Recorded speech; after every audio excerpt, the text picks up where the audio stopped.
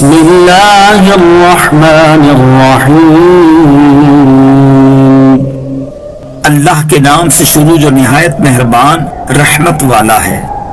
وما كان لنبي أن يغل ومن يغل يأت بما غل يوم القيامة ثم توفى كل نفس ما كسبت وهم لا يظلمون۔ ترجمہ، اور کسی نبی کا خیانت کرنا ممکن ہی نہیں، اور جو خیانت کرے تو وہ قیامت کے دن اس چیز کو لے کر آئے گا جس میں اس نے خیانت کی ہوگی، پھر ہر شخص کو اس کے اعمال کا پورا پورا بدلہ دیا جائے گا اور ان پر ظلم نہیں کیا جائے گا۔ وما كان لنبي ان يغل، اور کسی نبی کا خیانت کرنا ممکن ہی نہیں۔ نبی علیہ الصلوۃ والسلام کا خیانت کرنا ممکن نہیں کیونکہ یہ شان نبوت کے خلاف ہے۔ نیز انبیاء علیہ الصلوۃ والسلام گناہوں سے معصوم ہوتے ہیں، لہٰذا ان سے ایسا ممکن نہیں۔ وہ نہ تو وحی کے معاملے میں خیانت کرتے ہیں اور نہ کسی اور معاملے میں۔ شان نزول، ایک جنگ میں مال غنیمت میں ایک چادر گم ہو گئی۔ بعض منافقوں نے کہا کہ حضور اقدس صلی اللہ تعالی علیہ وسلم نے اپنے لیے رکھ لی ہوگی، اس پر یہ آیت اتری۔ اس سے کئی مسئلے معلوم ہوئے۔ ایک یہ کہ غنیمت کی تقسیم کے بغیر ناجائز طریقے پر کچھ لینا سخت حرام ہے۔ دوسرا یہ کہ نبی علیہ الصلوۃ والسلام گناہوں سے معصوم ہیں۔ گناہ اور نبوت میں وہی نسبت ہے جو اندھیرے اور اجالے میں ہے۔ تیسرا یہ کہ نبی علیہ الصلوۃ والسلام پر بدگمانی منافقوں کا کام ہے اور کفر ہے۔ چوتھا یہ کہ نبی علیہ الصلوۃ والسلام رب العالمین کے ایسے پیارے ہوتے ہیں کہ اللہ تعالیٰ ان پر سے لوگوں کی تہمتیں دور فرماتا ہے۔ خیانت کی مذمت، اس آیت میں خیانت کی مذمت بھی بیان فرمائی کہ جو کوئی خیانت کرے گا وہ کل قیامت میں اس خیانت والی چیز کے ساتھ پیش کیا جائے گا۔ احادیث میں بھی خیانت کی بہت مذمت بیان کی گئی ہے۔ چنانچہ سرور کائنات صلی اللہ تعالی علیہ وسلم نے جہنمیوں میں ایسے شخص کو بھی شمار فرمایا جس کی خواہش اور طمع اگرچہ کم ہی ہو مگر وہ اسے خیانت کا مرتکب کر دے۔ حضرت انس رضی اللہ تعالیٰ عنہ سے روایت ہے، سرکار علی وقار صلی اللہ تعالی علیہ وسلم نے ارشاد فرمایا، جو امانت دار نہیں اس کا کوئی ایمان نہیں، اور جس میں عہد کی پابندی نہیں اس کا کوئی دین نہیں۔ حضرت ابو امامہ رضی اللہ تعالیٰ عنہ سے روایت ہے، رسول اکرم علیہ الصلوۃ والسلام نے ارشاد فرمایا، مومن ہر عادت اپنا سکتا ہے مگر جھوٹا اور خیانت کرنے والا نہیں ہو سکتا۔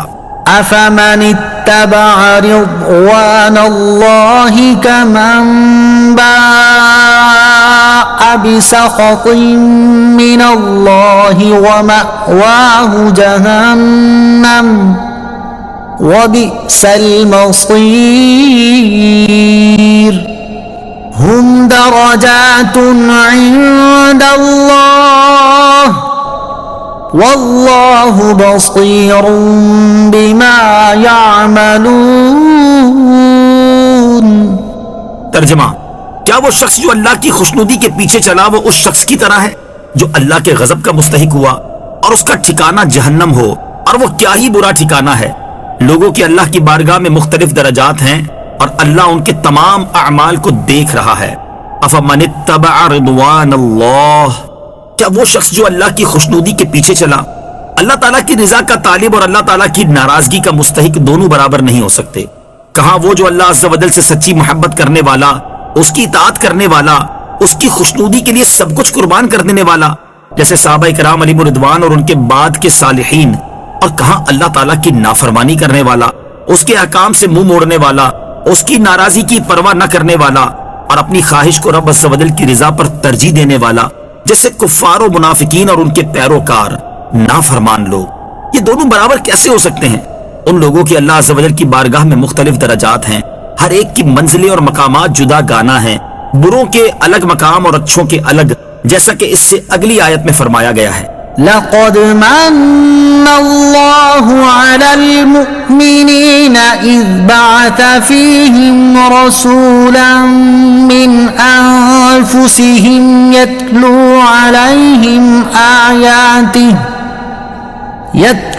عليهم آياته ويزكيهم ويعلمهم الكتاب والحكمة وَإِن كَانُوا مِن قَبْلُ لَفِي ضَلَالٍ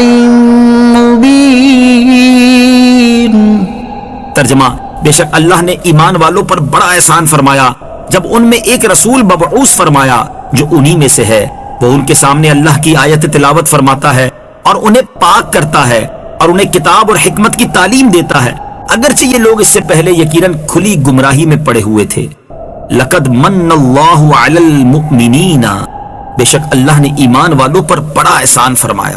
عربی میں منت عظیم نعمت کو کہتے ہیں، مراد یہ کہ اللہ تعالیٰ نے عظیم احسان فرمایا کہ انہیں اپنا سب سے عظیم رسول عطا فرمایا۔ کیسا عظیم رسول عطا فرمایا کہ اپنی ولادت مبارکہ سے لے کر وصال مبارک تک اور اس کے بعد کے تمام زمانے میں اپنی امت پر مسلسل رحمت و شفقت کے دریا بہا رہے ہیں، بلکہ ہمارا تو وجود بھی حضور سید دو عالم صلی اللہ علیہ وسلم کے صدقے سے ہے کہ اگر آپ علیہ الصلوۃ والسلام نہ ہوتے تو کائنات اور اس میں بسنے والے بھی وجود میں نہ آتے۔ پیدائش مبارکہ کے وقت ہی آپ صلی اللہ علیہ وسلم نے ہم امتیوں کو یاد فرمایا، شب معراج میں بھی رب العالمین کی بارگاہ میں یاد فرمایا، وصال شریف کے بعد بھی قبر انور میں اتارتے ہوئے بھی دیکھا گیا تو حضور پرنور علیہ الصلوۃ والسلام کے لبہائے مبارکہ پر امت کی نجات و بخشش کی دعائیں تھیں۔ آرام دہ راتوں میں جب سارا جہاں محو استراحت ہوتا، وہ پیارے آقا علیہ الصلوۃ والسلام اپنا بستر مبارک چھوڑ کر اللہ عز و جل کی بارگاہ میں ہم گناہگاروں کے لیے دعائیں فرمایا کرتے ہیں۔ عمومی اور خصوصی دعائیں ہمارے حق میں فرماتے رہتے۔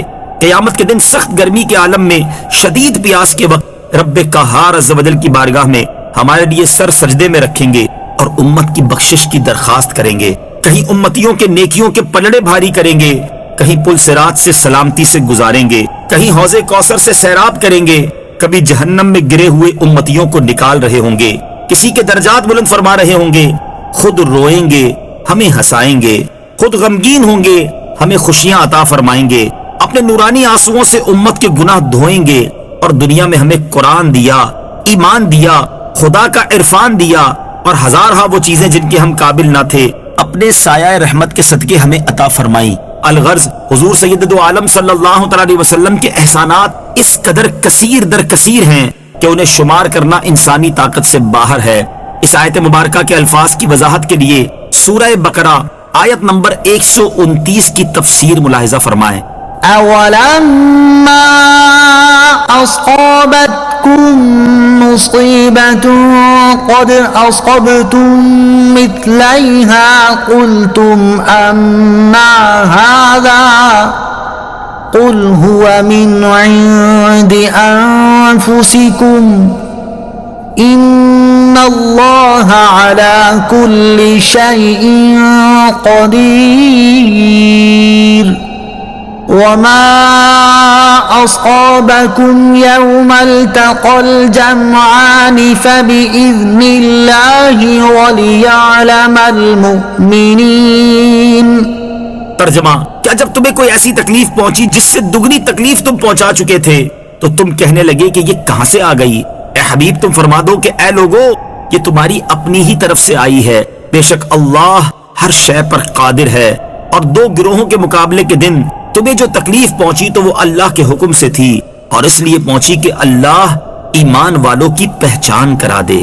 اولما اصابتکم مصیبہ، کہ جب تمہیں کوئی مصیبت پہنچی۔ یہاں غزوہ احد کا بیان ہے۔ اسی پیرائے میں یہاں بیان کیا جا رہا ہے کہ تمہیں میدان احد میں تکلیف پہنچی کہ تم میں سے 70 شہید ہوئے، جبکہ میدان بدر میں کفار کے 70 آدمی مارے گئے اور 70 گرفتار ہوئے، تو کفار کا نقصان تو دگنا ہوا۔ اس پر فرمایا کہ جب تمہیں میدان احد میں ایسی تکلیف پہنچی جس سے دگنی تکلیف تم کافروں کو میدان بدر میں پہنچا چکے تھے تو تم کہنے لگے کہ ہمیں یہ تکلیف کیسے آ گئی جبکہ ہم مسلمان ہیں اور ہم میں سید المرسلین صلی اللہ علیہ وسلم تشریف فرما ہے۔ اس پر انہیں جواب دیا گیا کہ اے حبیب صلی اللہ علیہ وسلم تم ان سے فرما دو کہ یہ تمہاری اپنی ہی طرف سے آئی ہے کہ تم نے رسول کریم علیہ الصلوۃ والسلام کی مرضی کے خلاف مدینہ طیبہ سے باہر نکل کر جنگ کرنے پر اصرار کیا، پھر وہاں پہنچنے کے بعد پیارے آقا علیہ الصلوۃ والسلام کی شدید ممانعت کے باوجود غنیمت کے لیے مرکز کو چھوڑا۔ یہی بات تمہارے قتل اور نقصان کا سبب بنی ہے۔ مزید اگلی آیت میں فرمایا کہ میدان احد میں کافروں اور مسلمانوں کے مقابلے کے دن تمہیں جو تکلیف پہنچی تو وہ اللہ عز و جل کے حکم سے تھی، اور اس لیے پہنچی کہ اللہ عز و جل ایمان والوں کی پہچان کرا دے، لہٰذا اللہ عز و جل کے فیصلے پر راضی رہو۔ وَلِيَعْلَمَ الَّذِينَ نَافَقُوا وَقِيلَ لَهُمْ تَعَالَوْا قَاتِلُوا فِي سَبِيلِ اللَّهِ أَوِ ادْفَعُوا قالوا لو نعلم قتالا لاتبعناكم هم للكفر يومئذ أقرب منهم للإيمان يقولون بأفواههم ما ليس في قلوبهم والله أعلم بما يكتمون. ترجمہ: اور اس لیے پہنچی کہ اللہ منافقوں کی پہچان کرا دے، اور جب ان سے کہا گیا کہ آؤ اللہ کی راہ میں جہاد کرو، یہ دشمنوں سے دفاع کرو، تو کہنے لگے اگر ہم اچھے طریقے سے لڑنا جانتے، یا کہنے لگے اگر ہم اس لڑائی کو صحیح سمجھتے تو ضرور تمہارا ساتھ دیتے. یہ لوگ اس دن ظاہری ایمان کی نسبت کھلے کفر کے زیادہ قریب تھے. اپنے منہ سے وہ باتیں کہتے ہیں جو ان کے دلوں میں نہیں ہیں، اور اللہ بہتر جانتا ہے جو باتیں یہ چھپا رہے ہیں. وَلِيَعْلَمَ الَّذِينَ نَافَقُوا، اور تاکہ منافقوں کی پہچان کروا دے. غزوہ احد میں مسلمانوں کے نقصان اٹھانے کی حکمتوں کو متعدد مقامات پر بیان فرمایا گیا ہے، جس میں بہت بڑی حکمت مسلمانوں اور منافقوں کے درمیان امتیاز ظاہر کرنا تھا. چنانچہ یہاں پر بھی فرمایا گیا کہ مسلمان لشکر کو میدان احد میں اس لیے تکلیف پہنچی تاکہ اللہ عز و جل لوگوں کو منافقوں کی پہچان کرا دے، کیونکہ منافقوں کی حالت یہ تھی کہ جب جنگ احد شروع ہونے سے پہلے عبداللہ بن ابی وغیرہ منافقوں سے کہا گیا کہ آؤ اللہ عز و جل کی راہ میں جہاد کرو، یا صرف ہمارے ساتھ مل کر ہماری تعداد بڑھاؤ جس سے ایک قسم کا دفاع مضبوط ہوگا، تو یہ منافق کہنے لگے کہ اگر ہم اچھے طریقے سے لڑنا جانتے، یا کہنے لگے اگر ہم اس لڑائی کو صحیح سمجھتے تو ضرور تمہارا ساتھ دیتے. ان منافقین کے بارے میں فرمایا گیا کہ در حقیقت یہ اس دن اپنے ظاہری ایمان کی نسبت کھلے کفر کے زیادہ قریب تھے. یہ اپنے منہ سے وہ باتیں کہتے ہیں جو ان کے دلوں میں نہیں ہیں، یعنی یہ منہ سے تو یہ کہتے ہیں کہ ہم مسلمان ہیں لیکن ہم جنگ کرنا نہیں جانتے، لیکن دل میں یہ کہتے ہیں کہ کفار کو اپنا دشمن نہ بناؤ، مسلمانوں کو ان کے ہاتھوں تباہ ہو جانے دو. الذين قالوا لإخوانهم وقعدوا لو أطاعونا ما قتلوا قل فادرءوا عن أنفسكم الموت إن كنتم صادقين. ترجمہ: وہ جنہوں نے اپنے بھائیوں کے بارے میں کہا اور خود بیٹھے رہے کہ اگر وہ ہماری بات مان لیتے تو نہ مارے جاتے. اے حبیب تم فرما دو اگر تم سچے ہو تو اپنے سے موت دور کر کے دکھا دو. الذین قالوا لاخوانہم، جنہوں نے اپنے بھائیوں کے متعلق کہا. منافقین نے احد میں شہید ہونے والوں کے بارے میں کہا کہ اگر یہ لوگ ہماری بات مان لیتے اور ہماری طرح گھر بیٹھے رہتے تو مارے نہ جاتے.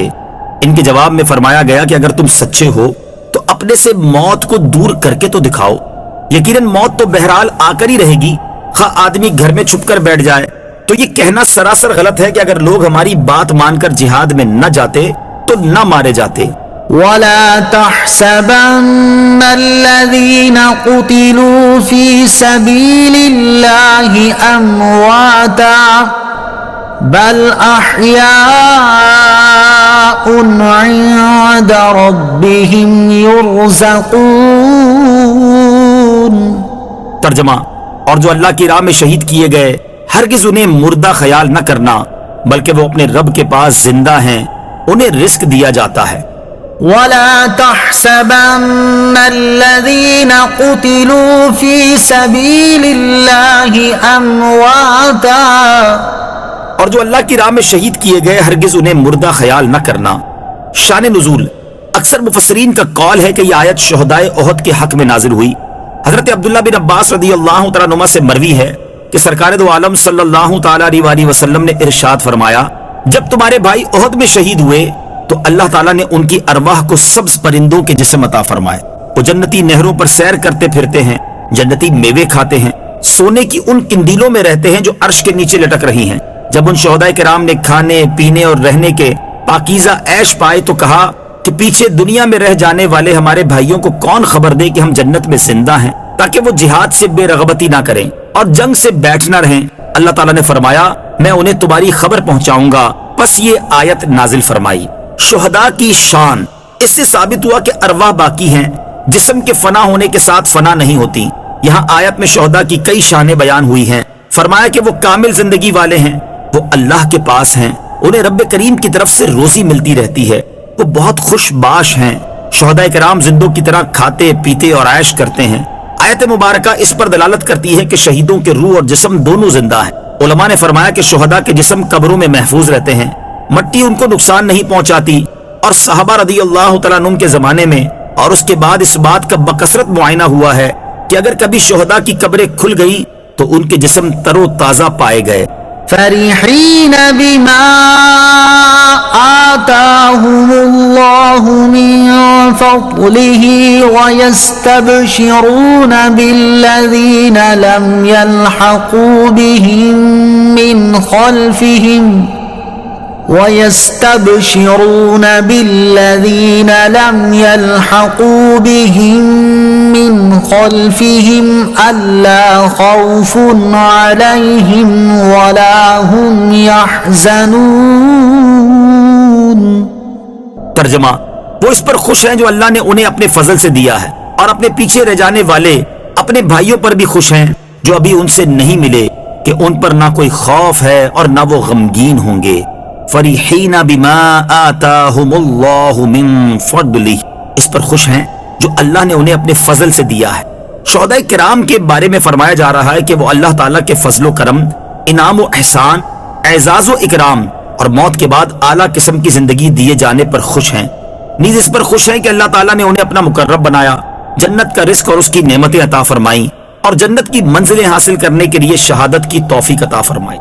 نیز وہ اس بات پر بھی خوشی منا رہے ہیں کہ ان کے بعد دنیا میں رہ جانے والے ان کے مسلمان بھائی دنیا میں ایمان اور تقوی پر قائم ہیں، اور جب وہ بھی شہید ہو کر ان کے ساتھ ملیں گے تو وہ بھی ان کرم نوازیوں کو پائیں گے اور قیامت کے دن امن اور چین کے ساتھ اٹھائے جائیں گے۔ يستبشرون بنعمة من الله وفضل وأن الله لا يضيع أجر المؤمنين۔ ترجمہ، وہ اللہ کی نعمت اور فضل پر خوشیاں منا رہے ہیں اور اس بات پر کہ اللہ ایمان والوں کا اجر ضائع نہیں فرمائے گا۔ یستبشرون بنعمت من اللہ وفضل، وہ اللہ کی نعمت اور فضل پر خوشیاں منا رہے ہیں۔ شہداء اللہ تعالیٰ کے فضل اور اس کی نعمت پر خوشیاں مناتے ہیں، اور ان کے ہر زخم کے بدلے اللہ تعالیٰ کی رحمت کی بارشیں ان پر نازل ہوتی ہے۔ شہداء کے 6 فضائل۔ حضرت ابو ہریرہ رضی اللہ تعالیٰ عنہ سے روایت ہے اور یہ بخاری شریف کی حدیث ہے، نبی اکرم صلی اللہ تعالیٰ علیہ وسلم نے ارشاد فرمایا، جس کسی کے راہ خدا میں زخم لگا وہ روز قیامت ویسا ہی آئے گا جیسا زخم لگنے کے وقت تھا، اس کے خون میں خوشبو مشک کی ہوگی اور رنگ خون کا۔ نمبر 2، ترمذی شریف کی حدیث ہے، حضرت ابو ہریرہ رضی اللہ تعالیٰ عنہ سے روایت ہے، سرکار دو عالم صلی اللہ تعالیٰ علیہ وسلم نے ارشاد فرمایا کہ شہید کو قتل سے تکلیف نہیں ہوتی مگر ایسی جیسی کسی کو ایک خراش لگے۔ نمبر 3، مسلم شریف کی حدیث ہے، حضرت عبداللہ ابن عمر رضی اللہ تعالیٰ عنہما سے روایت ہے، حضور اقدس صلی اللہ تعالیٰ علیہ وسلم نے فرمایا، شہید کے تمام گناہ معاف کر دیے جاتے ہیں سوائے قرض کے۔ ایک اور حدیث مسلم شریف کی ہے، حضرت انس بن مالک رضی اللہ تعالیٰ عنہ سے روایت ہے، حضور پر نور صلی اللہ تعالیٰ علیہ وسلم نے ارشاد فرمایا، جنت میں جانے کے بعد شہید یہ تمنا کرے گا کہ مجھے دوبارہ دنیا میں بھیج دیا جائے اور 10 بار اللہ کے راستے میں قتل کیا جاؤں۔ ایک اور حدیث مسلم شریف میں ہے، حضرت ابو ہریرہ رضی اللہ تعالیٰ عنہ سے روایت ہے، حضور سید المرسلین صلی اللہ تعالیٰ علیہ وسلم نے ارشاد فرمایا، اس ذات کی قسم جس کے قبضہ قدرت میں میری جان ہے، میری یہ تمنا ہے کہ میں اللہ تعالیٰ کے راستے میں جہاد کروں، پھر شہید کیا جاؤں، پھر جہاد کروں، پھر شہید کیا جاؤں، پھر جہاد کروں، پھر شہید کیا جاؤں۔ بخاری شریف کی حدیث ہے، حضرت اسلم رضی اللہ تعالیٰ عنہ فرماتے ہیں، حضرت عمر فاروق رضی اللہ تعالیٰ عنہ نے یہ دعا مانگی، اللہم ارزقنی شہادتا فی سبیلک واجعل موتی فی بلد رسولک، اے اللہ عز و جل مجھے اپنی راہ میں شہادت عطا فرما اور مجھے اپنے رسول صلی اللہ تعالیٰ علیہ وسلم کے شہر میں وفات نصیب فرما۔ الذين استجابوا لله والرسول من بعد ما أصابهم القرح للذين أحسنوا منهم واتقوا أجر عظيم۔ ترجمہ، وہ لوگ جو اللہ اور رسول کے بلانے پر زخمی ہونے کے باوجود فوراً حاضر ہو گئے، ان نیک بندوں اور پرہیزگاروں کے لیے بڑا ثواب ہے۔ الذین استجابوا للہ والرسول، وہ لوگ جو اللہ اور رسول کے بلانے پر حاضر ہو گئے۔ شان نزول: جنگ احد سے فارغ ہونے کے بعد ابو سفیان اپنے ہمراہیوں کے ساتھ روحہ نامی جگہ پہنچا تو انہیں افسوس ہوا کہ وہ واپس کیوں آ گئے، مسلمانوں کا بالکل خاتمہ ہی کیوں نہ کر دیا۔ یہ خیال کر کے انہوں نے پھر واپس ہونے کا ارادہ کیا تو تاجدار رسالت صلی اللہ تعالی علیہ وسلم نے ابو سفیان کے تعاقب کے لیے روانگی کا اعلان فرما دیا۔ صحابہ کرام کی جماعت جن کی تعداد 70 تھی اور جو جنگ احد کے زخموں سے چور ہو رہے تھے، حضور اقدس صلی اللہ تعالی علیہ وسلم کے اعلان پر حاضر ہو گئے اور آپ صلی اللہ تعالی علیہ وسلم اس جماعت کو لے کر ابو سفیان کے تعاقب میں روانہ ہو گئے۔ جب حضور پر نور صلی اللہ تعالی علیہ وسلم حمراء الاسد نامی جگہ پر پہنچے جو مدینہ منورہ سے 8 میل کے فاصلے پر ہے، تو وہاں معلوم ہوا کہ مشرکین خوف زدہ ہو کر بھاگ گئے ہیں۔ اس واقعے کے متعلق یہ آیت نازل ہوئی۔ اس آیت میں صحابہ کرام علیہم رضوان کی عظمت و ہمت کا بیان بھی ہے کہ زخموں سے چور چور ہونے کے باوجود سرکار دو عالم صلی اللہ تعالی علیہ وسلم کے حکم پر فوراً حاضر ہو گئے۔ یہ غازی، یہ تیرے پراسرار بندے جنہیں تو نے بخشا ہے ذوق خدائی، دو نیم ان کی ٹھوکر سے دریا و صحرا، سمٹ کر پہاڑ ان کی ہیبت سے رائی۔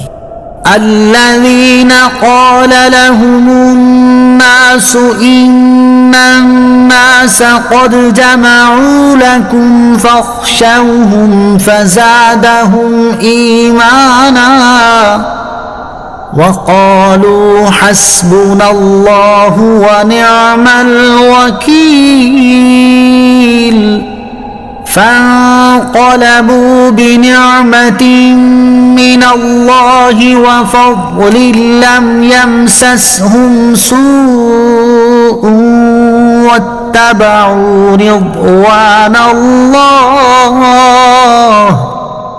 والله ذو فضل عظيم۔ ترجمہ: یہ وہ لوگ ہیں جن سے لوگوں نے کہا کہ لوگوں نے تمہارے لیے ایک لشکر جمع کر دیا، سو ان سے ڈرو، تو ان کے ایمان میں اور اضافہ ہو گیا اور کہنے لگے ہمیں اللہ کافی ہے اور کیا ہی اچھا کارساز ہے۔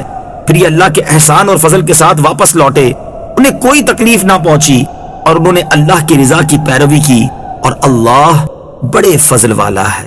الذین قال لهم الناس، یہ وہ لوگ ہیں جن سے لوگوں نے کہا۔ شان نزول: جنگ احد سے واپس ہوتے ہوئے ابو سفیان نے نبی کریم علیہ الصلوۃ والسلام کو پکار کر کہہ دیا تھا کہ اگلے سال ہماری آپ کی مقام بدر میں جنگ ہوگی۔ حضور انور علیہ الصلوۃ والسلام نے ان کے جواب میں فرمایا انشاءاللہ۔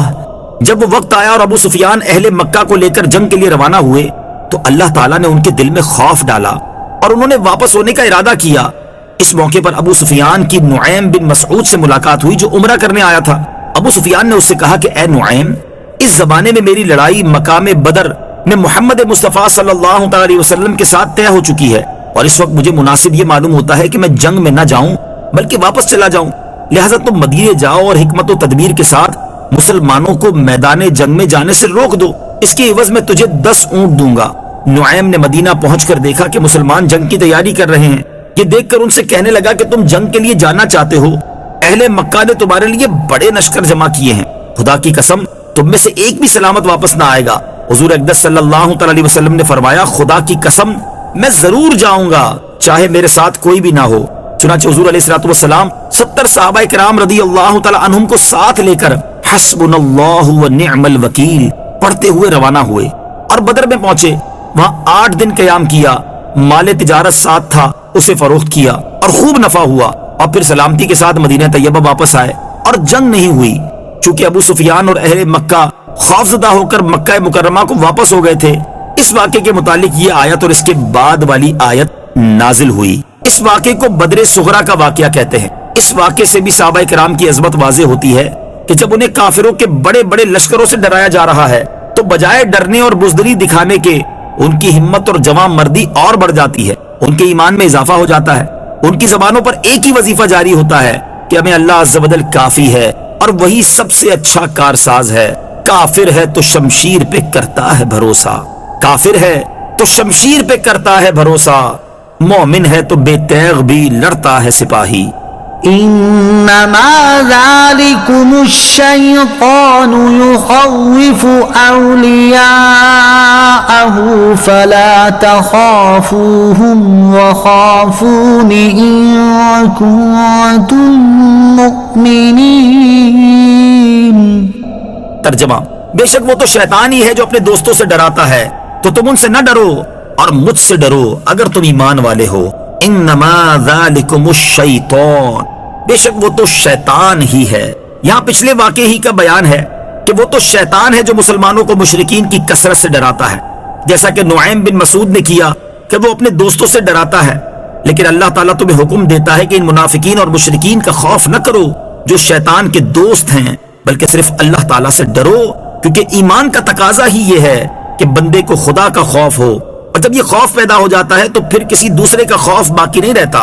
اس آیت مبارکہ سے پتہ چلا کہ مسلمانوں کو کافروں سے ڈرانا، مسلمانوں کے حوصلے پست کرنا، ان کے سامنے کافروں کی طاقت کو بڑا چڑھا کر پیش کرنا تاکہ مسلمان ہمت ہار بیٹھیں اور کفار سے مقابلے کا نام تک نہ لیں، یہ سب حرکتیں کفار و منافقین کی ہیں. ایسے لوگوں کی ہمارے زمانے میں کمی نہیں جنہیں مسلمانوں کو تو ہمت و حوصلہ دینے کی توفیق نہیں، لیکن وہ کفار کی طاقت کو ایسا بڑا چڑھا کر پیش کریں گے کہ مسلمان ان سے مقابلے کا نام لینے سے بھی گھبرائیں. اخبار وغیرہ کا مطالعہ کرنے والوں سے یہ بات پوشیدہ نہیں.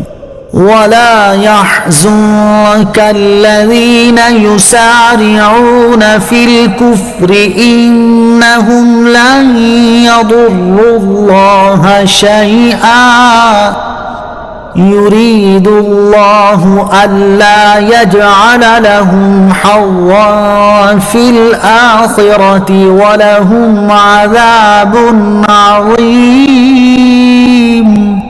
ترجمہ: ارے حبیب تم ان کا کچھ غم نہ کرو جو کفر میں دوڑے جاتے ہیں، وہ اللہ کا کچھ نہیں بگاڑ سکیں گے.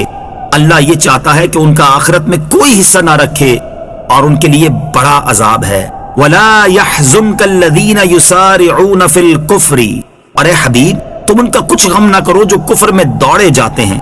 حضور اقدس صلی اللہ تعالی علیہ وسلم کی تسلی کے لیے یہ آیت مبارکہ نازل ہوئی کہ آپ ان لوگوں کا غم نہ کریں جو کفر میں دوڑے جاتے ہیں اور اس کے لیے کوشش کرتے ہیں، خواہ وہ کفار قریش ہوں یا منافقین یا یہودیوں کے سردار یا مرتدین. یہ سب آپ علیہ السلام کے مقابلے کے لیے کتنے ہی لشکر جمع کر لیں کامیاب نہ ہوں گے. اور ان کے حق میں اللہ تعالیٰ یہ چاہتا ہے کہ قیامت کے دن لوگوں کو ملنے والے ثواب میں ان کا کوئی حصہ نہ رکھے، اس لیے اس نے انہیں ان کے کفر و سرکشی میں بھٹکتا چھوڑ دیا اور ان کے لیے اخروی ثواب سے مکمل طور پر محرومی کے ساتھ ساتھ جہنم کا بڑا عذاب بھی ہے. تو اے حبیب صلی اللہ تعالی علیہ وسلم، جن کے لیے ناکامی، محرومی اور دردناک عذاب مقدر ہو چکا ہے، ان سے کوئی اندیشہ کرنے کی ضرورت نہیں. إن الذين اشتروا الكفر بالإيمان لن يضروا الله شيئا ولهم عذاب أليم.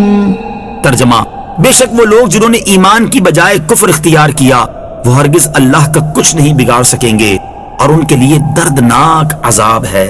ان الذین اشتروا الکفر بالایمان، بے شک وہ جنہوں نے ایمان کے بدلے کفر اختیار کیا.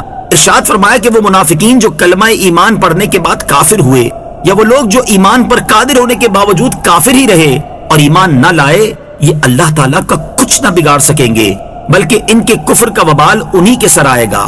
وَلَا يَحْسَبَنَّ الَّذِينَ كَفَرُوا أَنَّمَا نُمْلِي لَهُمْ خَيْرٌ لِأَنفُسِهِمْ إِنَّمَا نُمْلِي لَهُمْ لِيَزْدَادُوا إِثْمًا وَلَهُمْ عَذَابٌ مُهِينٌ. ترجمہ: اور کافر ہرگز یہ گمان نہ رکھے کہ ہم انہیں جو مہلت دے رہے ہیں یہ ان کے لیے بہتر ہے، ہم تو صرف اس لیے انہیں مہلت دے رہے ہیں کہ ان کے گناہ اور زیادہ ہو جائیں اور ان کے لیے ذلت کا عذاب ہے. وَلَا يَحْسَبَنَّ الَّذِينَ كَفَرُوا، اور کافر ہرگز یہ گمان نہ رکھیں. اللہ تعالیٰ عموماً فوری طور پر کسی گناہ پر گرفت نہیں فرماتا بلکہ مہلت دیتا ہے، اور دنیاوی آسائشوں کا سلسلہ اسی طرح چلتا رہتا ہے. اس سے بہت سے لوگ اس دھوکے میں پڑے رہتے ہیں کہ ان کا کفر اور ان کی حرکتیں کچھ نقصان دہ نہیں ہیں. ان کے بارے میں فرمایا گیا کہ کافروں کو لمبی عمر ملنا، انہیں فوری عذاب نہ ہونا اور انہیں مہلت دیا جانا ایسی چیز نہیں کہ جسے وہ اپنے حق میں بہتر سمجھیں، بلکہ توبہ نہ کرنے کی صورت میں یہی مہلت ان کے گناہوں میں اضافے اور ان کی تباہی و بربادی کا سبب بننے والی ہوتی ہیں۔ لہٰذا اس مہلت کو اپنے حق میں ہرگز بہتر نہ سمجھیں۔ لمبی عمر پانا کیسا ہے؟ لمبی عمر پانا اچھا بھی ہو سکتا ہے اور برا بھی۔ حضرت ابو بکرہ رضی اللہ تعالیٰ عنہ فرماتے ہیں، ایک شخص نے حضور پر نور علیہ السلام سے دریافت کیا کہ کون شخص اچھا ہے؟ ارشاد فرمایا جس کی عمر دراز ہو اور عمل اچھے ہوں۔ عرض کیا گیا اور بدتر کون ہے؟ ارشاد فرمایا جس کی عمر دراز ہو اور عمل خراب ہوں۔ حضرت ابو ہریرہ رضی اللہ تعالیٰ عنہ فرماتے ہیں، قضاء قبیلے کے دو شخص نبی اکرم علیہ السلام پر ایمان لائے، ان میں ایک تو شہید ہو گیا اور دوسرا مزید 1 سال تک زندہ رہا۔ حضرت طلحہ بن عبید اللہ رضی اللہ تعالیٰ عنہ کہتے ہیں، میں نے دیکھا کہ بعد میں مرنے والا شہید سے بھی پہلے جنت میں داخل ہو گیا۔ مجھے اس پر تعجب ہوا تو صبح میں نے یہ واقعہ حضور سید المرسلین صلی اللہ تعالیٰ علیہ وسلم سے عرض کیا تو ارشاد فرمایا، کیا اس نے اس کے بعد 1 رمضان کے روزے نہ رکھے تھے اور 6000 رکعت نماز اور اتنی سنتیں نہ پڑھی تھی؟ ما كان الله ليذر المؤمنين على ما أنتم عليه حتى يميز الخبيث من الطيب وما كان الله ليطلعكم على الغيب ولكن الله يجتبي من رسله من يشاء فآمنوا بالله ورسله وإن تؤمنوا وتتقوا فلكم أجر عظيم۔ ترجمہ، اللہ کی یہ شان نہیں کہ مسلمانوں کو اس حال پر چھوڑے جس پر ابھی تم ہو، جب تک وہ ناپاک کو پاک سے جدا نہ کر دے۔ اور اے عام لوگوں، اللہ تمہیں غیب پر مطلع نہیں کرتا، البتہ اللہ اپنے رسولوں کو منتخب فرما لیتا ہے جنہیں پسند فرماتا ہے۔ تو تم اللہ اور اس کے رسولوں پر ایمان لاؤ، اور اگر تم ایمان لاؤ اور متقی بنو تو تمہارے لیے بہت بڑا اجر ہے۔ ما كان الله ليذر المؤمنين على ما انتم عليه، اللہ کی یہ شان نہیں کہ مسلمانوں کو اس حال پر چھوڑے جس پر ابھی تم ہو۔ اس آیت کا خلاصہ یہ ہے کہ اے صحابہ رضی اللہ تعالی عنہم، یہ حال نہیں رہے گا کہ منافق و مومن ملے جلے رہیں، بلکہ ان قریب اللہ عز و جل اپنے رسول صلی اللہ تعالی علیہ وآلہ وسلم کے ذریعے مسلمانوں اور منافقوں کو جدا جدا کر دے گا۔ اس آیت مبارکہ کا شان نزول کچھ اس طرح ہے کہ تاجدار رسالت صلی اللہ تعالی علیہ وآلہ وسلم نے فرمایا کہ میری امت کی پیدائش سے پہلے جب میری امت مٹی کی شکل میں تھی، اس وقت وہ میرے سامنے اپنی صورتوں میں پیش کی گئی، جیسا کہ حضرت آدم علیہ السلام پر پیش کی گئی، اور مجھے علم دیا گیا کہ کون مجھ پر ایمان لائے گا اور کون کفر کرے گا۔ یہ خبر جب منافقین کو پہنچی تو انہوں نے استہزاء کے طور پر کہا کہ محمد مصطفیٰ صلی اللہ تعالی علیہ وآلہ وسلم کا گمان ہے کہ وہ یہ جانتے ہیں کہ جو لوگ ابھی پیدا بھی نہیں ہوئے ان میں سے کون ان پر ایمان لائے گا اور کون کفر کرے گا، جبکہ ہم ان کے ساتھ رہتے ہیں اور وہ ہمیں پہچانتے نہیں۔ اس پر حضور سید المرسلین صلی اللہ تعالی علیہ وآلہ وسلم منبر پر کھڑے ہوئے اور اللہ تعالیٰ کی حمد و ثنا کے بعد فرمایا، ان لوگوں کا کیا حال ہے جو میرے علم میں طعن یعنی اعتراض کرتے ہیں۔ آج سے قیامت تک جو کچھ ہونے والا ہے اس میں سے کوئی چیز ایسی نہیں ہے جس کا تم مجھ سے سوال کرو اور میں تمہیں اس کی خبر نہ دے دوں۔ حضرت عبداللہ بن حذافہ سہمی رضی اللہ تعالی عنہ نے کھڑے ہو کر کہا، یا رسول اللہ صلی اللہ تعالی علیہ وآلہ وسلم، میرا باپ کون ہے؟ ارشاد فرمایا، حذافہ۔ پھر حضرت عمر رضی اللہ تعالی عنہ نے کھڑے ہو کر عرض کی، یا رسول اللہ صلی اللہ تعالی علیہ وآلہ وسلم، ہم اللہ عز و جل کی ربوبیت پر راضی ہوئے، اسلام کے دین ہونے پر راضی ہوئے، قرآن کے امام و پیشوا ہونے پر راضی ہوئے، آپ صلی اللہ تعالی علیہ وآلہ وسلم کے نبی ہونے پر راضی ہوئے، ہم آپ علیہ الصلوۃ والسلام سے معافی چاہتے ہیں۔ تاجدار رسالت صلی اللہ تعالی علیہ وآلہ وسلم نے فرمایا، کیا تم باز آؤ گے؟ پھر منبر سے اتر آئے۔ اس پر اللہ تعالیٰ نے یہ آیت نازل فرمائی۔ بخاری شریف کی حدیث ہے، حضرت ابو موسیٰ اشعری رضی اللہ تعالی عنہ فرماتے ہیں، نبی کریم صلی اللہ تعالی علیہ وآلہ وسلم سے ایسے سوالات کیے گئے جو ناپسند تھے، جب زیادہ کیے گئے تو آپ ناراض ہو گئے۔ پھر لوگوں سے فرمایا کہ جو چاہو مجھ سے پوچھ لو۔ ایک شخص عرض گزار ہوا، میرا باپ کون ہے؟ ارشاد فرمایا، تمہارا باپ حذافہ ہے۔ پھر دوسرا آدمی کھڑا ہو کر عرض گزار ہوا، یا رسول اللہ صلی اللہ تعالی علیہ وآلہ وسلم، میرا باپ کون ہے؟ ارشاد فرمایا، سالم مولا شیبہ ہے۔ جب حضرت عمر فاروق رضی اللہ تعالیٰ عنہ نے آپ کے چہرہ انور کی حالت دیکھی تو عرض کی یا رسول اللہ صلی اللہ تعالیٰ علیہ وسلم ہم اللہ کی طرف توبہ کرتے ہیں۔ دوسری روایت یوں ہے کہ حضرت انس بن مالک رضی اللہ تعالیٰ عنہ فرماتے ہیں کہ سورج ڈھلنے پر رسول اللہ صلی اللہ تعالیٰ علیہ وسلم باہر تشریف لائے اور نماز ظہر پڑھی، پھر ممبر پر کھڑے ہو کر قیامت کا ذکر کیا اور بتایا کہ اس میں بڑے بڑے امور ہیں۔ پھر فرمایا جو کسی چیز کے بارے میں مجھ سے پوچھنا چاہتا ہو تو پوچھ لے، اور تم مجھ سے کسی چیز کے بارے میں نہیں پوچھو گے مگر میں تمہیں اس کی جگہ بتا دوں گا۔ بس لوگ بہت زیادہ روئے اور آپ علیہ الصلوۃ والسلام بار بار فرماتے رہے کہ مجھ سے پوچھ لو۔ حضرت عبداللہ بن حذافہ سہمی رضی اللہ تعالیٰ عنہ کھڑے ہو کر عرض گزار ہوئے میرا باپ کون ہے؟ ارشاد فرمایا تمہارا باپ حذافہ ہے۔ پھر آپ علیہ الصلوۃ والسلام بار بار فرماتے رہے کہ مجھ سے پوچھ لو۔ حضرت عمر فاروق رضی اللہ تعالیٰ عنہ گھٹنوں کے بل ہو کر عرض گزار ہوئے ہم اللہ تعالیٰ کے رب ہونے، اسلام کے دین ہونے اور محمد مصطفیٰ صلی اللہ تعالیٰ علیہ وسلم کے نبی ہونے پر راضی ہیں۔ حضور اقدس صلی اللہ تعالیٰ علیہ وسلم خاموش ہو گئے، پھر فرمایا ابھی مجھ پر جنت اور جہنم اس دیوار کے گوشے میں پیش کی گئیں، میں نے ایسی بھلی اور بری چیز نہیں دیکھی۔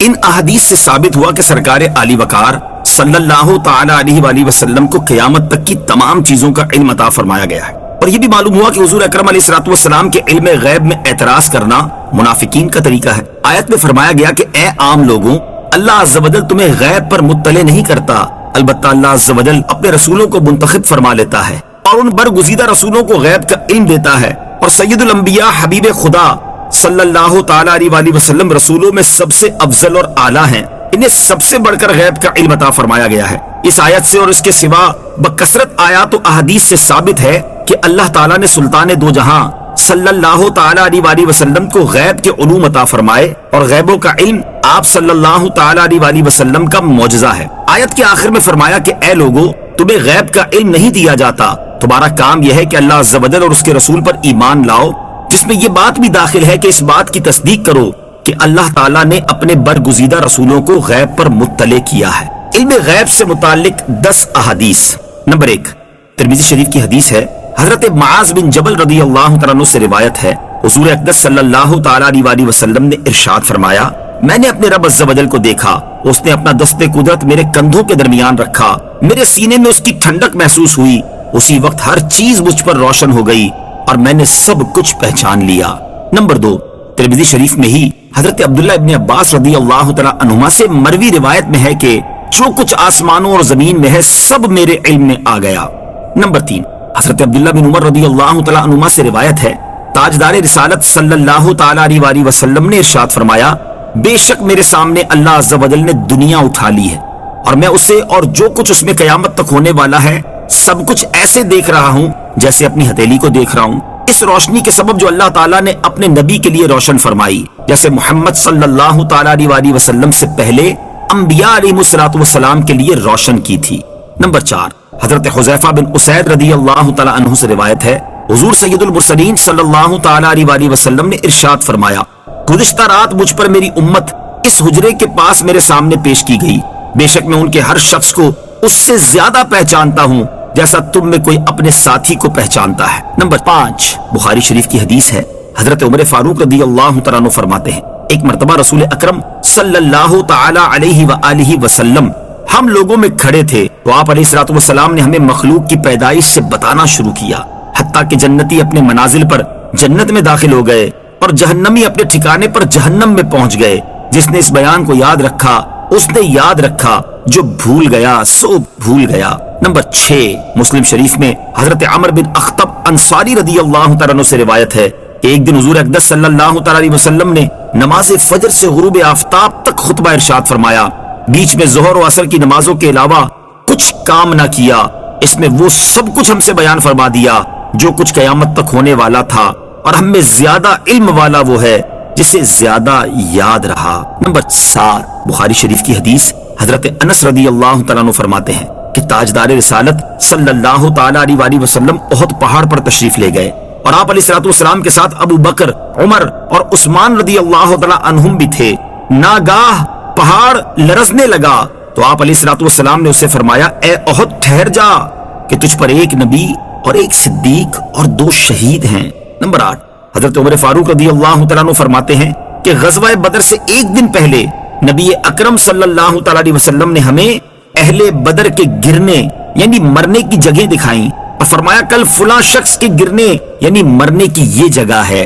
حضرت عمر رضی اللہ تعالی عنہ فرماتے ہیں اس ذات کی قسم جس نے حضور صلی اللہ تعالی علیہ وسلم کو حق کے ساتھ مبعوث فرمایا، جو نشان رسول اللہ صلی اللہ تعالی علیہ وسلم نے جس کے لیے لگایا تھا وہ اسی پر گرا۔ نمبر 9، حضرت عبداللہ ابن عباس رضی اللہ تعالی عنہما فرماتے ہیں کہ سرکار رسالت صلی اللہ تعالی علیہ وسلم 2 ایسی قبروں کے پاس سے گزرے جن میں عذاب ہو رہا تھا، تو ارشاد فرمایا انہیں عذاب ہو رہا ہے اور ان کو عذاب کسی ایسی شے کی وجہ سے نہیں دیا جا رہا جس سے بچنا بہت مشکل ہو۔ ایک تو پیشاب کے چھینٹوں سے نہیں بچتا تھا اور دوسرا چغلی کیا کرتا تھا۔ نمبر 10، حضرت عبداللہ ابن مسعود رضی اللہ تعالی عنہ فرماتے ہیں صلح حدیبیہ سے واپسی پر ایک جگہ حضور اقدس صلی اللہ تعالی علیہ وسلم اور صحابہ کرام رضی اللہ تعالی عنہم کے اونٹ منتشر ہو گئے، سب اپنے اپنے اونٹ واپس لے آئے، لیکن حضور پرنور صلی اللہ تعالی علیہ وسلم کی اونٹنی نہ ملی۔ آپ علیہ الصلوۃ والسلام نے مجھ سے ارشاد فرمایا کہ وہاں سے اونٹنی لے آؤ، تو میں نے اونٹنی کو اسی حال میں پکڑ لیا جیسا مجھ سے رسول اللہ صلی اللہ تعالی علیہ وسلم نے فرمایا تھا۔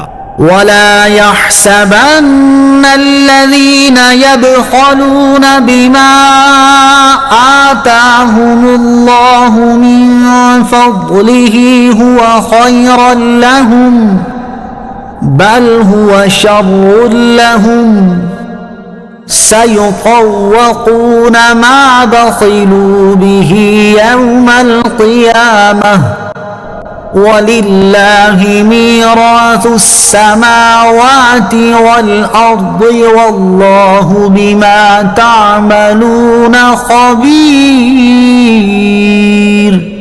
ترجمہ، اور جو لوگ اس چیز میں بخل کرتے ہیں جو اللہ نے انہیں اپنے فضل سے دی ہے وہ ہرگز اسے اپنے لیے اچھا نہ سمجھیں، بلکہ یہ بخل ان کے لیے برا ہے۔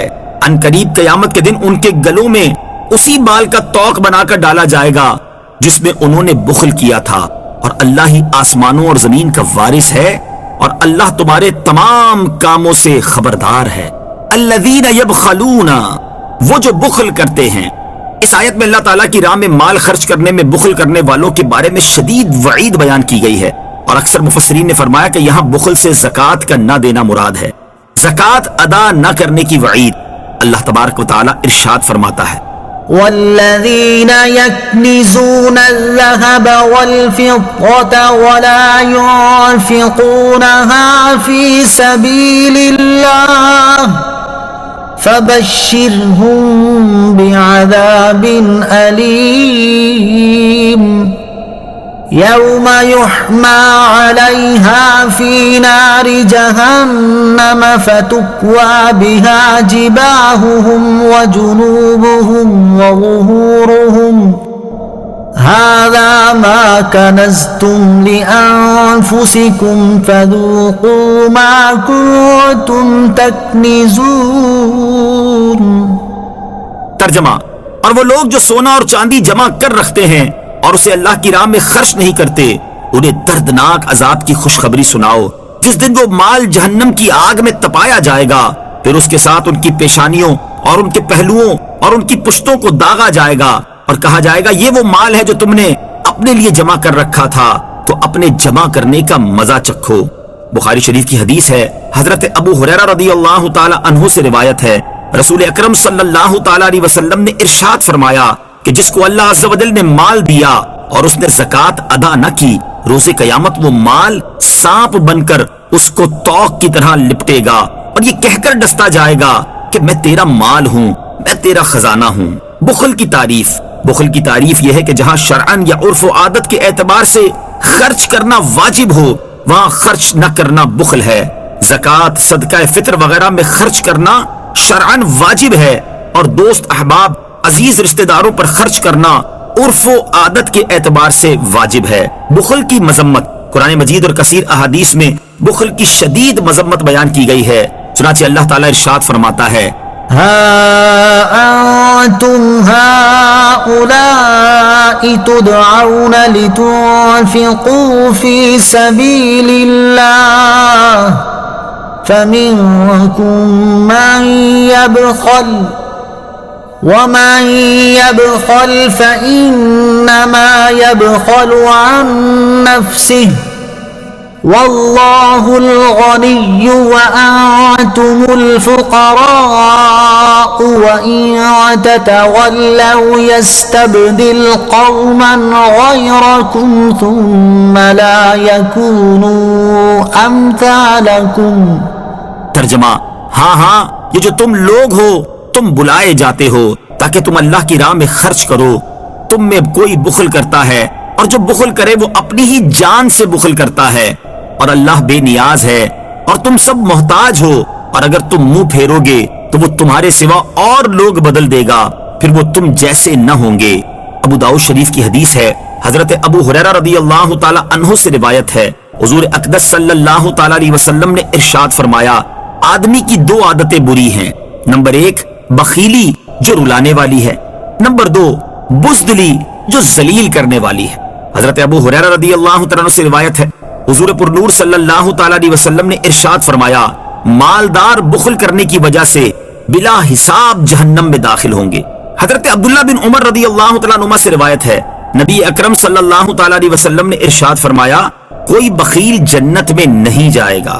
حضرت ابو ہریرہ رضی اللہ تعالیٰ عنہ سے روایت ہے، نبی کریم علیہ الصلوۃ والسلام نے ارشاد فرمایا، بخیل اللہ عز و جل سے دور ہے، جنت سے اور آدمیوں سے دور ہے، جبکہ جہنم سے قریب ہے۔ حضرت ابو ہریرہ رضی اللہ تعالیٰ عنہ سے روایت ہے، حضور پر نور صلی اللہ تعالیٰ علیہ وسلم نے ارشاد فرمایا، بخل جہنم میں ایک درخت ہے، جو بخیل ہے اس نے اس کی ٹہنی پکڑ لی ہے، وہ ٹہنی اسے جہنم میں داخل کیے بغیر نہ چھوڑے گی۔ بخل کا علمی اور عملی علاج۔ بخل کا علاج یوں ممکن ہے کہ بخل کے اسباب پر غور کر کے انہیں دور کرنے کی کوشش کرے، جیسے بخل کا بہت بڑا سبب مال کی محبت ہے۔ مال سے محبت نفسانی خواہش اور لمبی عمر تک زندہ رہنے کی امید کی وجہ سے ہوتی ہے۔ اسے قناعت اور صبر کے ذریعے اور بکثرت موت کی یاد اور دنیا سے جانے والوں کے حالات پر غور کر کے دور کرے۔ یوں ہی بخل کی مذمت اور سخاوت کی فضیلت، حب مال کی آفات پر مشتمل احادیث اور روایات اور حکایات کا مطالعہ کر کے غور و فکر کرنا بھی اس مہلک مرض سے نجات حاصل کرنے میں ممد و معاون ثابت ہوگا۔ لقد سمع اللہ قول الذین قالوا ان اللہ فقیر ونحن اغنیاء سنكتب ما قالوا وقتلهم الأنبياء بغير حق ونقول ذوقوا عذاب الحريق ذلك بما قدمت أيديكم وأن الله ليس بظلام للعبيد۔ ترجمہ، بے شک اللہ نے ان کا قول سن لیا جنہوں نے کہا کہ اللہ محتاج ہے اور ہم مالدار ہیں۔ اب ہم ان کی کہی ہوئی بات اور ان کا انبیاء کو ناحق شہید کرنا لکھ رکھیں گے اور کہیں گے، جلا دینے والے عذاب کا مزہ چکھو، یہ ان اعمال کا بدلہ ہے جو تمہارے ہاتھوں نے آگے بھیجے، اور اللہ بندوں پر ظلم نہیں کرتا۔ لقد سمع اللہ، بے شک اللہ نے سن لیا۔ اس آیت کا شان نزول یہ ہے کہ جب یہ آیت نازل ہوئی، من ذا الذی یقرض اللہ قرضا حسنا، کہ کون ہے جو رب تعالیٰ کو اچھا قرض دے، تو یہودیوں نے کہا کہ اللہ تعالیٰ ہم سے قرض مانگ رہا ہے، تو ہم غنی ہوئے اور اللہ تعالیٰ فقیر۔ اس پر یہ آیت کریمہ اتری اور فرمایا گیا کہ اللہ تعالیٰ نے ان گستاخوں کی بات سن لی ہے جنہوں نے کہا اللہ عز و جل محتاج ہے اور ہم مالدار ہیں۔ اب ہم ان کے اعمال ناموں میں ان کی کہی ہوئی بات اور ان کے دوسرے کفریات، جیسے ان کا انبیاء کرام علیہ الصلوۃ والسلام کو شہید کرنا لکھ رکھیں گے، اور قیامت کے دن ان کی ان گستاخیوں کے بدلے میں کہیں گے، اب جلا دینے والے عذاب کا مزہ چکھو۔ انبیاء کرام علیہ الصلوۃ والسلام کی گستاخی اللہ تعالیٰ کی گستاخی ہے۔ یہاں آیت میں اللہ تعالیٰ کی گستاخی اور انبیاء کرام علیہ الصلوۃ والسلام کو قتل کرنے کے ساتھ ساتھ بیان کر کے عذاب کی ایک ہی وعید بیان کی ہے۔ اس سے معلوم ہوا کہ یہ دونوں جرم بہت عظیم ترین ہے اور قباحت میں برابر ہیں، اور شان انبیاء علیہ الصلوۃ والسلام میں گستاخی کرنے والا شان الہی عز و جل میں گستاخی کرنے والے کی طرح جہنم کا مستحق ہے، کیونکہ انبیاء کرام علیہ الصلوۃ والسلام کی گستاخی اللہ تعالیٰ کی گستاخی ہے۔ الذين قالوا إن الله عهد إلينا ألا نؤمن لرسول حتى يأتينا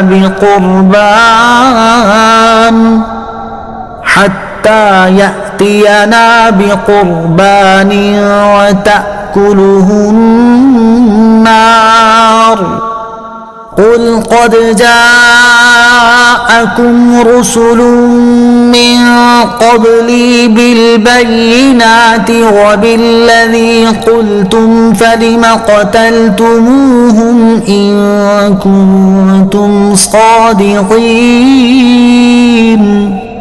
ترجمہ: وہ لوگ جو کہتے ہیں کہ اللہ نے ہم سے وعدہ لیا تھا کہ ہم کسی رسول کی اس وقت تک تصدیق نہ کریں جب تک وہ ایسی قربانی پیش نہ کرے جسے آگ کھا جائے، اے حبیب تم فرما دو کہ بے شک مجھ سے پہلے بہت سے رسول تمہارے پاس کھلی نشانیاں اور وہی معجزات لے کر آئے جو تم نے کہے تھے، پھر اگر تم سچے ہو تو تم نے انہیں کیوں شہید کیا؟ الذین قالوا، وہ جو کہتے ہیں۔ اس آیت کا شان نزول یہ ہے کہ یہودیوں کی ایک جماعت نے سرکار مدینہ صلی اللہ تعالی علیہ وسلم سے کہا تھا کہ ہم سے توریت میں عہد لیا گیا ہے کہ نبوت کا دعویٰ کرنے والا جو شخص ایسی قربانی پیش نہ کر سکے جسے آسمان سے سفید آگ اتر کر کھائے، اس پر ہم ہرگز ایمان نہ لائیں۔ اس پر یہ آیت نازل ہوئی اور ان کے اس خالص جھوٹ اور بہتان کو باطل قرار دیا گیا، کیونکہ اس شرط کا توریت میں نام و نشان بھی نہیں ہے، اور ظاہر ہے کہ نبی کی تصدیق کے لیے معجزہ کافی ہے، خواہ وہ کوئی بھی ہو۔ جب نبی نے کوئی معجزہ دکھا دیا تو اس کے سچا ہونے پر دلیل قائم ہو گئی، اب اس کی تصدیق کرنا اور اس کی نبوت کو ماننا لازم ہو گیا۔ نبوت کی صداقت ثابت ہو جانے کے بعد پھر کسی خاص معجزے کا اصرار کرنا حقیقت میں نبی کی تصدیق کا انکار ہے۔ پھر یہ بات بھی بیان فرما دی کہ گزشتہ انبیاء علیہ السلام بعض اوقات وہی معجزات لے کر آئے جس کا تم نے ان سے مطالبہ کیا، جیسے بعض انبیاء علیہ السلام نے قربانی والا معجزہ بھی دکھا دیا، لیکن اس کے باوجود تم نے انہیں نہ مانا، بلکہ بہت سے انبیاء علیہ السلام کو شہید کر دیا۔ اگر تم سچے تھے تو ان کو کیوں شہید کیا؟ تمہارا سابقہ کردار اس بات کی گواہی دیتا ہے کہ تمہارا مقصد صرف ہیلے بہانے کر کے اسلام قبول کرنے سے بچنا اور اپنے جاہلوں کو ورغلانا ہے، ورنہ دلیل نام کی کوئی چیز تمہارے پاس نہیں۔ ایک اہم نکتہ، اوپر کی پوری گفتگو سے ایک بہت مفید بات سامنے آتی ہے کہ جب کوئی چیز کسی معقول دلیل سے ثابت ہو جائے تو اسے مان لینا لازم ہے۔ دلیل سے ثابت ہو جانے کے بعد خواہ مخواہ مخصوص قسم کی دلیل کا مطالبہ کرنا یہودیوں کا کام ہے، اور اس میں بھی ایسے لوگوں کا مقصد ماننا نہیں ہوتا بلکہ مفت کی بحث کرنا ہوتا ہے۔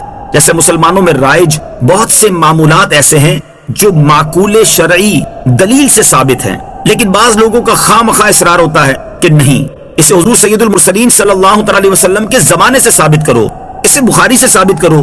یہ طرز عمل سراسر جاہلانہ ہے اور ایسے لوگوں کو سمجھانا بے فائدہ ہوتا ہے۔ فَإِن كَذَّبُوكَ فَقَدْ كُذِّبَ رُسُلٌ مِّن قَبْلِكَ جَاءُوا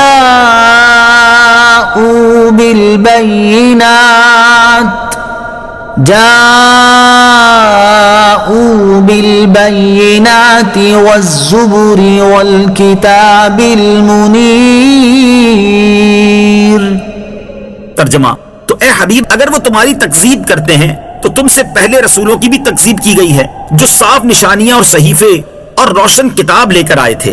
فَإِن كَذَّبُوكَ، تو اگر وہ تمہاری تکذیب کرتے ہیں، یہاں حضور پر نور صلی اللہ علیہ وسلم کو تسلی دی جا رہی ہے، کیونکہ جب کوئی حق پر ہو اور اس کی حقانیت سورج سے زیادہ روشن ہو لیکن پھر بھی ایک گروہ اسے جھٹلائے اور اس کی حقانیت تسلیم نہ کرے تو اسے قلبی رنج ضرور ہوتا ہے۔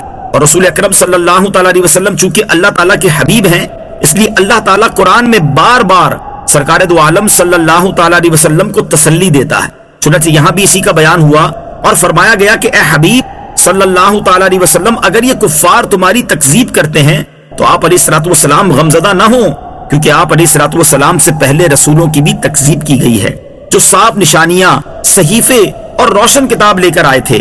آپ علیہ السلام بھی ان کی طرح صبر و استقامت سے تبلیغ دین فرماتے رہیں۔ كل نفس ذائقة الموت وإنما توفون أجوركم يوم القيامة فمن زحزح عن النار وأدخل الجنة فقد فاز وما الحياة الدنيا إلا متاع الغرور۔ ترجمہ: ہر جان موت کا مزہ چکھنے والی ہے، اور قیامت کے دن تمہیں تمہارے اجر پورے پورے دیے جائیں گے۔ تو جسے آگ سے بچا لیا گیا اور جنت میں داخل کر دیا گیا تو وہ کامیاب ہو گیا، اور دنیا کی زندگی تو صرف دھوکے کا سامان ہے۔ کل نفس ذائقۃ الموت، ہر جان موت کا مزہ چکھنے والی ہے، یعنی انسان ہو یا جن یا فرشتہ۔ غرض یہ کہ اللہ عز و جل کے سوا ہر زندہ کو موت آنی ہے اور ہر چیز فانی ہے۔ موت کی یاد اور اس کے بعد کی تیاری کی ترغیب۔ اس آیت سے معلوم ہوا کہ اللہ تعالیٰ نے ہر جاندار پر موت مقرر فرما دی ہے، اور اس سے کسی کو چھٹکارا ملے گا اور نہ کوئی اس سے بھاگ کر کہیں جا سکے گا۔ موت روح کے جسم سے جدا ہونے کا نام ہے، اور یہ جدائی انتہائی سخت تکلیف اور اذیت کے ساتھ ہوگی، اور اس کی تکلیف دنیا میں بندے کو پہنچنے والی تمام تکلیفوں سے سخت تر ہوگی۔ موت اور اس کی سختی کے بارے میں اللہ تبارک و تعالیٰ ارشاد فرماتا ہے: وَجَاءَتْ سَكْرَةُ الْمَوْتِ بِالْحَقِّ ذَلِكَ مَا كُنْتَ مِنْهُ تَحِيدُ۔ ترجمہ: اور موت کی سختی حق کے ساتھ آ گئی۔ اس وقت کہا جاتا ہے یہ وہ موت ہے جس سے تو بھاگتا تھا۔ حضرت عمر رضی اللہ تعالی عنہ نے حضرت کعب احبار رضی اللہ تعالی عنہ سے فرمایا: اے کعب ہمیں موت کے بارے میں بتائیے۔ حضرت کعب رضی اللہ تعالی عنہ نے عرض کی: اے امیر المومنین رضی اللہ تعالی عنہ، موت ایک ایسی کانٹے دار ٹہنی کی طرح ہے جسے کسی آدمی کے پیٹ میں داخل کیا جائے اور اس کا ہر کانٹا ایک ایک رگ میں پیوست ہو جائے، پھر کوئی طاقتور شخص اس ٹہنی کو اپنی پوری قوت سے کھینچے تو اس ٹہنی کی زد میں آنے والی ہر چیز کٹ جائے، اور جو زد میں نہ آئے وہ بچ جائے۔ حضرت شداد بن اوس رضی اللہ تعالیٰ عنہ فرماتے ہیں: مومن پر دنیا اور آخرت کا کوئی خوف موت سے بڑھ کر نہیں۔ یہ خوف آروں سے چیرنے، کینچیوں سے کاٹنے اور ہانڈیوں میں ابالنے سے بھی زیادہ سخت ہے۔ اگر کوئی میت قبر سے نکل کر دنیا والوں کو موت کی سختیاں بتا دے تو وہ نہ زندگی سے نفع اٹھا سکیں گے اور نہ نیند سے لذت حاصل کر سکیں گے۔ مروی ہے کہ جب حضرت ابراہیم علیہ السلام کا وصال ہوا تو اللہ تعالیٰ نے ان سے فرمایا کہ اے میرے خلیل علیہ السلام، تم نے موت کو کیسا پایا؟ آپ نے عرض کی: جس طرح گرم سیخ کو تر روئی میں رکھا جائے پھر اسے کھینچ لیا جائے۔ اللہ تعالیٰ نے ارشاد فرمایا: ہم نے آپ پر موت کو آسان کیا ہے۔ بخاری شریف کی حدیث ہے۔ حضرت عائشہ صدیقہ رضی اللہ تعالی عنہا فرماتی ہیں: بے شک رسول اللہ صلی اللہ تعالی علیہ وسلم کے سامنے پانی کا ایک برتن رکھا ہوا تھا۔ آپ علیہ السلام اپنے دونوں ہاتھ پانی میں داخل کرتے، پھر انہیں چہرہ انور پر ملتے اور کہتے: بے شک موت میں تکلیف ہوتی ہے۔ پھر دستے مبارک اٹھا کر فرماتے: رفیق اعلیٰ میں، یہاں تک کہ آپ علیہ السلام کی روح مبارکہ قبض کر لی گئی اور دستے مبارک جھک گیا۔ ترمذی شریف کی حدیث ہے۔ حضرت عبداللہ بن عمر رضی اللہ تعالیٰ عنہ سے روایت ہے کہ حضرت عائشہ رضی اللہ تعالیٰ عنہا نے فرمایا: میں نے حضور پر نور علیہ السلام کے وصال کے وقت جو سختی دیکھی، اس کے بعد مجھے کسی کی آسان موت پر رشک نہیں ہے۔ جب حضرت عمرو بن عاص رضی اللہ تعالیٰ عنہ کی وفات کا وقت قریب آیا تو ان کے بیٹے نے ان سے کہا: اے بابا جان، آپ کہا کرتے تھے کہ کوئی عقلمند انسان مجھے نزا کے عالم میں مل جائے تو میں اس سے موت کے حالات دریافت کروں، تو آپ سے زیادہ عقلمند کون ہوگا؟ برائے مہربانی آپ ہی مجھے موت کے حالات بتا دیجئے۔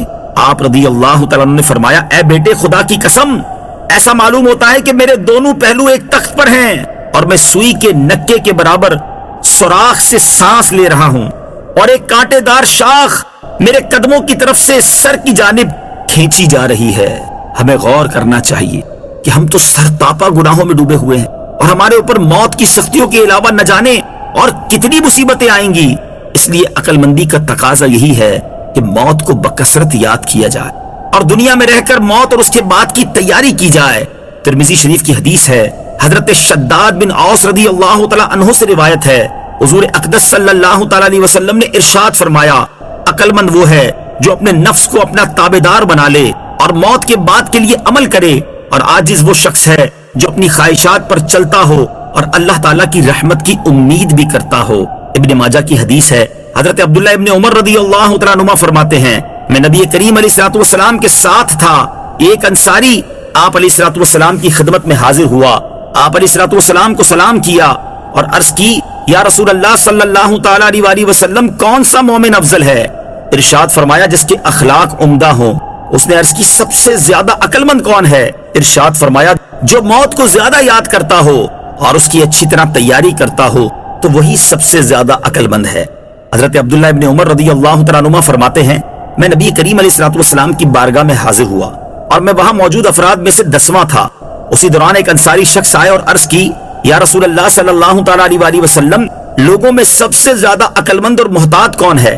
نبی اکرم علیہ الصلوۃ والسلام نے ارشاد فرمایا وہ لوگ جو موت آنے سے پہلے اسے زیادہ یاد کرتے اور اس کے لیے زیادہ تیاری کرتے ہیں وہی عقل مند ہیں.